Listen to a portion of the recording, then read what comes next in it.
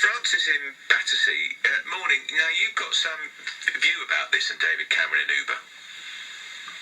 I have, yes. I mean, obviously, from your point of view, it can only be hearsay. Sure.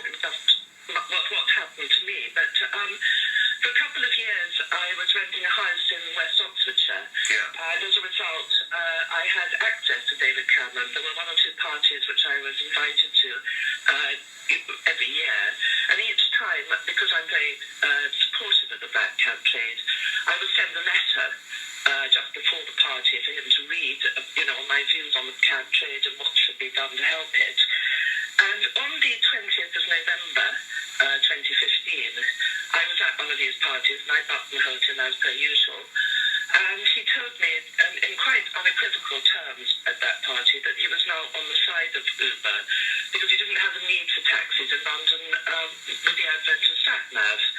So I said to him, well, Boris wouldn't agree with you. And he said Boris will say anything to give himself an easy ride from the cab drivers until his term ends, which I thought was the most unpleasant remark. Yes. Implying that one of your colleagues is not truthful. And I then said to him that I was surprised that he was supporting a company that, didn't pay its fair share of taxes. No, it does not. That was a separate. No, he said that was another matter and kind of shrugged that one off.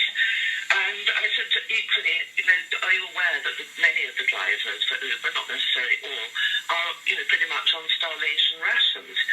And he said, but when we bring in the living wage legislation, that will change. And I said, but they're not employees, at which point he got cross. Yes, I bet he did.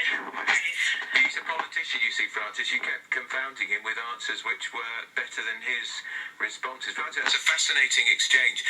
And thank you very much. And what a classic example of a politician utterly out of touch. You don't need black cabs in London because Uber drivers have ISDNs. I've never used an Uber car, but I have used minicabs on occasion. Sometimes they can't even write the right English into the ISDN. We do need black cabs. They're a huge part of our culture, and they are fantastically important for London. Of course, the Prime Minister, as he was then, had a car and a driver and a protection officer, and you know what? He's still got them because as a former Prime Minister, he's got a protection officer or two and a driver for the rest of his life. So what would he know about how ordinary people, get around London?